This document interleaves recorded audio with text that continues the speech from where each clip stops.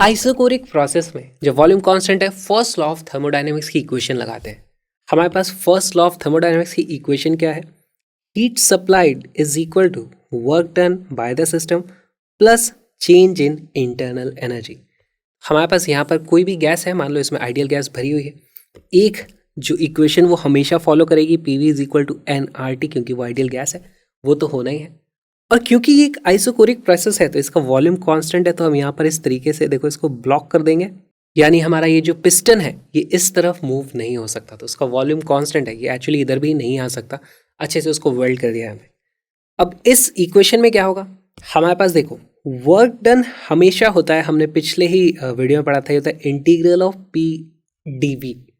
Volume में छोटा सा भी चेंज होगा तो उसके हिसाब से हमारे पास कुछ वर्क आता है, लेकिन क्योंकि वॉल्यूम फिक्स है तो dv की वैल्यू 0 हो जाती है आइसोकोरिक प्रोसेस में। ये वाली वैल्यू ही 0 है, इसका मतलब पूरा का पूरा वर्क डन का जो भी इंटीग्रल होगा वो 0 ही होने वाला है। तो हमारे पास आ जाता है q is equal to delta u। इसका मतलब हमारे पास यहाँ पे जितनी भी गैस है उसको मैं कितनी भी हीट दूंगा उसके कारण वो कोई वर्क नहीं कर सकती, तो उस पूरी की पूरी हीट से उसकी इंटरनल एनर्जी बढ़ जाएगी। या फिर इससे मैं अगर हीट निकाल लूँगा, इससे हीट एक्सट्रैक्ट कर लूँगा, तो वो यहाँ पर कोई भी वर्क डन, इसका पिस्टन मूव हो नहीं सकता। वहाँ पर भी जो भी चेंज आएगा वो उसकी इंटरनल एनर्जी में ही आएगा, उसकी एनर्जी कम हो जाएगी, उसका टेम्परेचर कम हो जाएगा। अब इन दोनों टर्म्स को ध्यान से देखो। एक तरफ हमारे पास है Q, तो देखो हम लिखते हैं Q की वैल्यू क्या होगी। जब हम कैलोरीमेट्री वगैरह पढ़ रहे थे तो हम क्या लिखते थे? Q is equal to M S delta T, solids या लिक्विड्स के लिए। लेकिन गैसेस में हम पर मोल के हिसाब से कैलकुलेशन करते हैं, तो Q को क्या लिखते हैं? N C delta T. तो यहाँ पर ये जो हीट सप्लाइड है उसको हम लिखेंगे एन सी डेल्टा टी। और गैसेस में जो स्पेसिफिक हीट कैपेसिटी होती है वो प्रोसेस डिपेंडेंट होती है। यहाँ पर प्रोसेस क्या है? आइसोकोरिक, वॉल्यूम कांस्टेंट है। तो इसमें यहाँ पे हमें बताना चाहिए कि यार यहाँ पे वॉल्यूम कांस्टेंट थी, इसीलिए इसके नीचे छोटा सा हम इस तरीके से वी लिख देते हैं। ये बन गई हमारी CV, molar specific heat capacity at constant volume. Alright, साथ में हमारे पास एक और टर्म है डेल्टा U। डेल्टा U क्या है? ये है चेंज इन इंटरनल एनर्जी।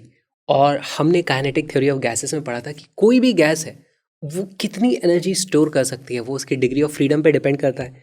तो यहाँ से जो इसकी वैल्यू आ जाती है वो हो जाती है F divided by 2 NR delta T. ये हमें कहाँ से पता चला है? काइनेटिक थ्योरी ऑफ गैसेस से। तो अब इन्हीं दोनों वैल्यूज़ को अगर मैं यहाँ पर रख दूँ तो देखो इससे मुझे क्या पता चलता है? N C V delta T is equal to F by 2 NR delta T. यहाँ पर हमारे पास डेल्टा टी से डेल्टा टी कट गया, एन से एन कट गया, और हमारे पास एक बहुत ही इंपॉर्टेंट रिलेशन आ जाता है, C V is equal to F divided by 2R। ये एक बहुत ही इंपॉर्टेंट रिजल्ट है। हम जो भी हीट देते हैं कांस्टेंट वॉल्यूम पे, इसको आप ऐसे समझो, हमारे पास मान लो ये डब्बा है, इसका वॉल्यूम फिक्स है ना, ढक्कन बंद है, इसको मैं गर्म करूँगा इतना ना कि ये पिघल जाए, तो इसको मैं जितनी भी हीट दूंगा उससे इसके अंदर जितनी भी गैस, आइडियल गैस जितनी भी कैद है, उसकी इंटरनल एनर्जी बस चेंज हो रही होगी। हमें यहाँ पर यही समझना है। इसके कुछ एग्जाम्पल्स सॉल्व करते हैं।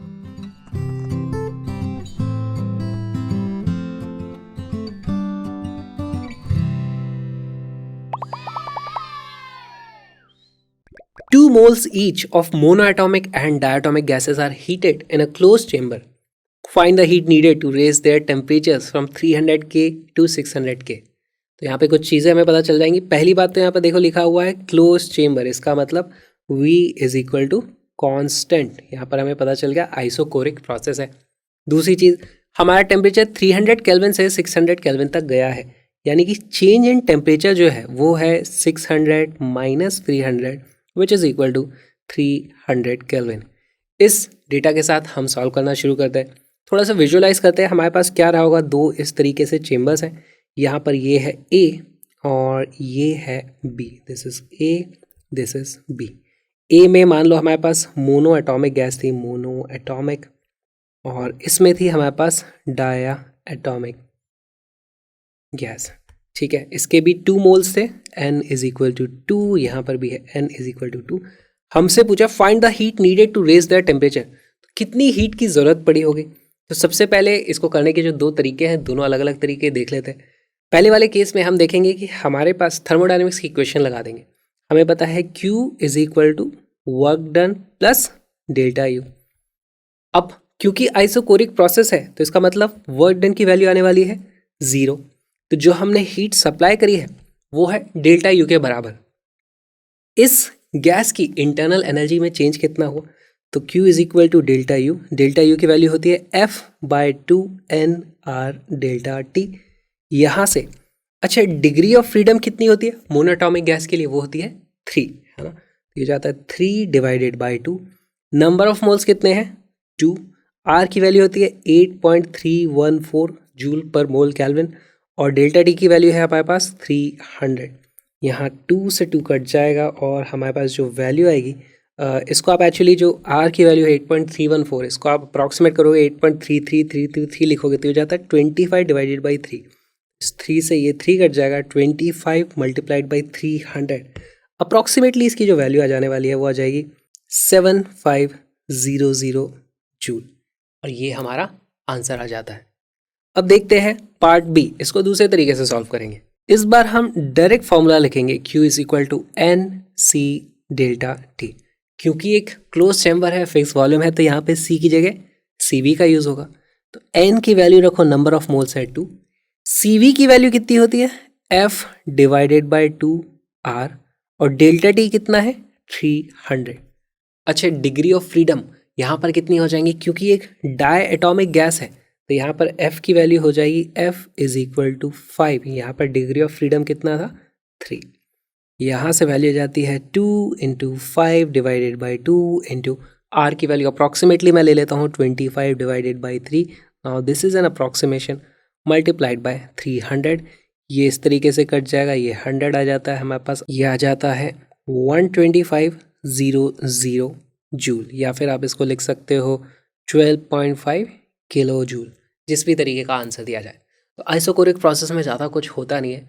अब हम देखेंगे एक इम्पॉर्टेंट, बहुत ही इंपॉर्टेंट टॉपिक, आइसोबैरिक प्रोसेस, जिसमें हमारा प्रेशर कांस्टेंट होता है। ये वीडियो था क्रैश अप योलो सीरीज का एक छोटा सा पार्ट। अगर आपको मजा आया तो पूरी की पूरी क्रैश अप योलो सीरीज देखो, मजा आ जाएगा आपको। एब्सोल्युटली फ्री में अवेलेबल है, links are in the description, बस सर्च करो crash up YOLO. But please आप इस QR कोड को स्कैन करो और कुछ डोनेट करो ताकि मैं ऐसे और वीडियोस आपके लिए बना के ला पाऊँ। हम मिलेंगे योलो सीरीज में, जल्दी आ जाओ।